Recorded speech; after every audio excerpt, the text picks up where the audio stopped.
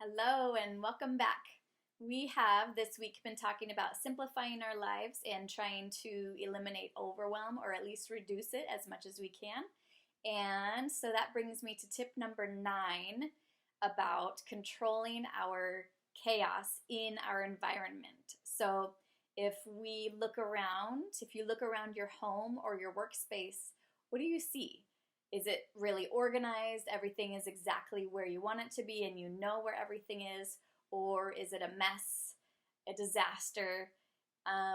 Do you look around and feel more overwhelmed? Or do you just want to completely avoid the mess? Like maybe you shove it all in one closet and it's just so scary to even think about opening the doors, but everything else looks amazing. Or maybe it is just everywhere. So consider how looking at this overwhelming mess is affecting your brain. You look at the overwhelm, therefore, inside your mind, you feel the overwhelm. And when you feel that way, it's really hard to tackle anything at all, right? So even if you have this simple project ahead of you, you already feel this chaos from your environment looking chaotic, and so it makes it really hard to focus on this project that you're trying to do. So that's where getting control of our space and how it looks and how it feels is directly related to our effectiveness in other areas of our lives.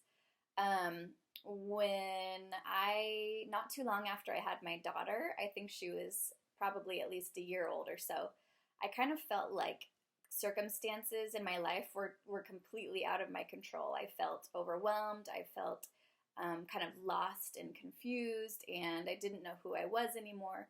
And the only thing that I had control over was my stuff, my belongings, how much I had, and where they went, and what I did with them, all of that kind of stuff. So I went through a good period of time getting control of every single room and organizing and feeling like everything was in a space where I wanted it to be and made sense, and I didn't have anything that reminded me of bad memories. I got rid of those things. I didn't have anything that was unnecessary or not useful in some way, and the usefulness can be, like the feelings that you get from something. So I still kept things that were sentimental to me, but I cleared out everything else. I simplified my things as much as I could. And that really brought a sense of relief to my mind and to a sense of control over something. And that lent a hand to me being able to take the next steps that I needed to take to find control over other areas in my life. And I'm saying control in a good way because everybody needs a sense of control, like they have a sense of effectiveness, like they can make change in their life. And just knowing I could bring about this change in my space and in my home, it really lent a hand to me realizing that I can make change and I can affect the rest of my life too.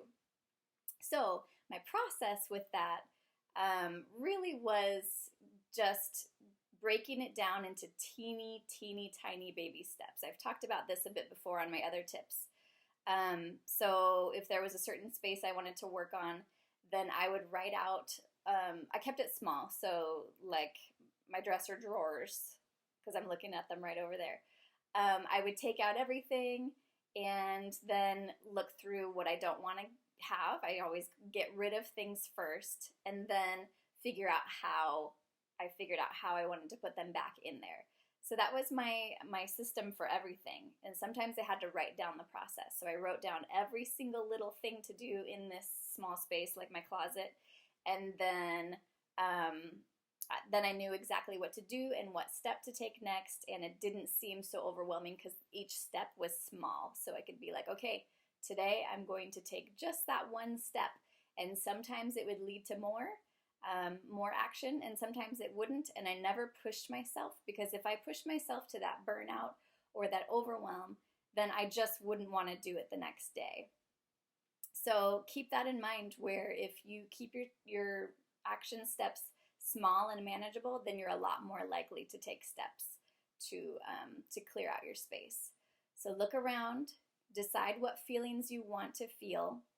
Ask yourself, what vibe is it that I'm going for in this room? Or how do I want to feel when I walk into the room? And then decide what actions would be helpful to take to get you to that point. Remember to break it down, keep it really small. If you want help with this, please reach out to me because I love talking about this kind of stuff and working through this. I have a client currently that's working on clearing out spaces in her home that have been overwhelming to her. And it took some time for us to work through all the reasons why she was stopping and why she was not able to move forward in cleaning that out.